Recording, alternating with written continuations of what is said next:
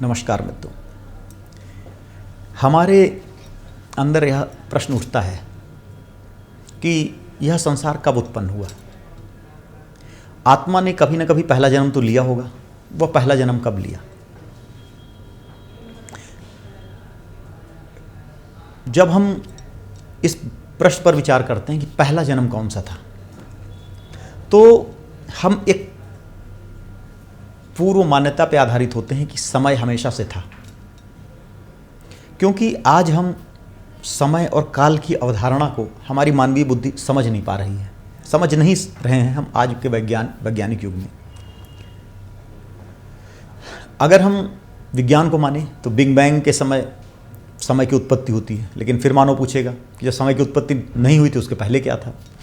इसको हम कुछ इस तरीके से समझते हैं कि पुराणों में एक कथा आई है और वहाँ पे एक प्रश्न आया कि ये पृथ्वी सारी चीज़ें तो धरती के ऊपर रखी हैं, ये धरती किसके ऊपर रखी है? तो कुछ कथाकारों ने कहा कि भाई धरती जो है वो कछुए के ऊपर रखी है। फिर अगला वही कछुआ किसके ऊपर रखा है? तो लोगों ने कहा नहीं, वाराह के ऊपर रखी है। भगवान विष्णु ने सुअर का रख के और पाताल लोक से उसको निकाल लिए। पहले वो नहीं तो पाताल लोक में पृथ्वी आ रही थी, वाराह का रूप रख के भगवान विष्णु ने उसको पकड़ा हुआ है। तो उन्होंने कहा भाई ये कछुआ है, ये किसके ऊपर रखे? उन्होंने कहा नहीं, हाथी के ऊपर है सब। उन्होंने कहा भाई हाथी किसके ऊपर है? उन्होंने कहा हाथी शेषनाग के फन पे है, और शेषनाग पे भगवान विष्णु लेटे हुए हैं और उनकी शैया पे लक्ष्मी पाँव दबा रही। कुल मिलाकर प्रश्न यह बड़ा महत्वपूर्ण प्रश्न है कि पृथ्वी किस पर रखी हुई है, और कोई भी कथाकार इसका सही उत्तर नहीं दे पाया। जब वाराहमिहिर और आर्यभट्ट जैसे विद्वानों ने और उसके पहले जो ऋषियों ने जो उत्तर दिए, वो उत्तर गले से लोगों के उतरा नहीं। उन्होंने कहा कि भाई पृथ्वी किसी के ऊपर नहीं रखी है, लटकी हुई है, घूम रही है। यह उत्तर लोगों की समझ में नहीं आता था कि पृथ्वी पर घूम रही है, रखी तो नीचे क्यों नहीं गिरती। ये आज हमारी मानवीय बुद्धि इतनी बड़ी है कि हर बच्चा जन इस बात को जानता है कि किसी वस्तु के लिए ज़रूरी नहीं है कि उस वस्तु के नीचे कुछ रखा ही हो। कई बल ऐसे होते हैं जिनके तहत कोई वस्तु अधर में भी लटक सकती है, और आज मानव की बनाई हुई कृतियाँ, उपग्रह भी अधर में लटके हुए हैं और घूम रहे हैं। इसी तरह से आज हम काल को जिस तरह से परिभाषित कर रहे हैं, स्पेस को जिस तरह से परिभाषित कर रहे हैं, इसके कारण से हमारे अंदर यह प्रश्न उठता है कि भाई पहला जन्म कब हुआ? वस्तुतः पहला जन्म था ही नहीं कभी।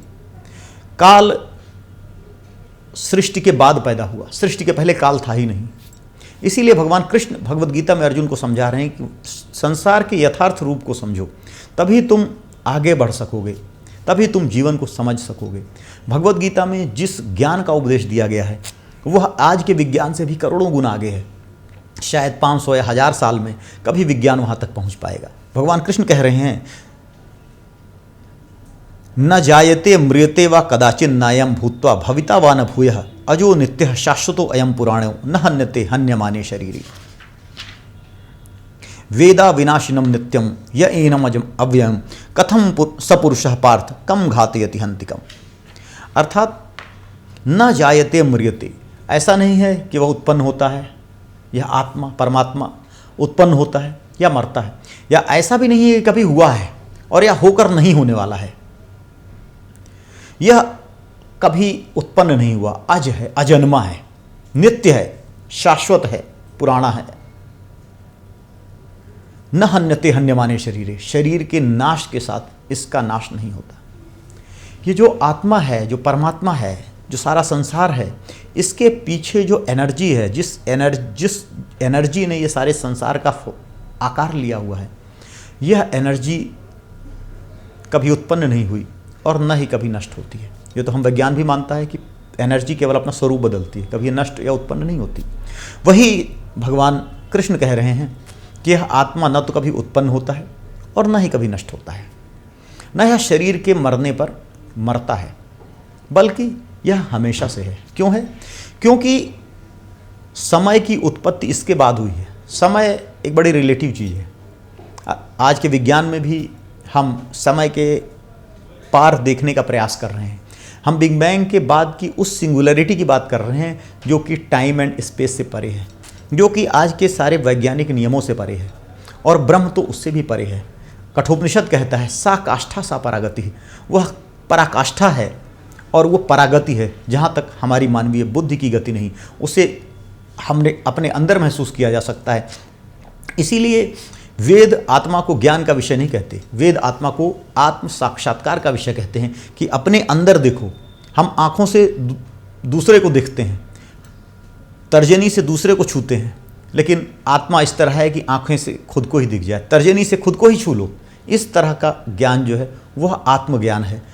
और भगवान कह रहे हैं कि उस चीज़ को जानना जरूरी है अर्जुन के लिए, हमारे लिए भी ज़रूरी है कि शरीर जब संसार का विनाश होता है, बाहर संसार में वस्तुएं बनती हैं, बिगड़ती हैं, इसी तरह यह शरीर है, यह बनता है, बिगड़ता है, लेकिन इसके पीछे जो आत्मा है, जो हमारा सेल्फ है, जो हम है, वो कभी नष्ट नहीं होता, वो एज इट इज़ ऐसा ही रहता है। हरि ओम तत्सत।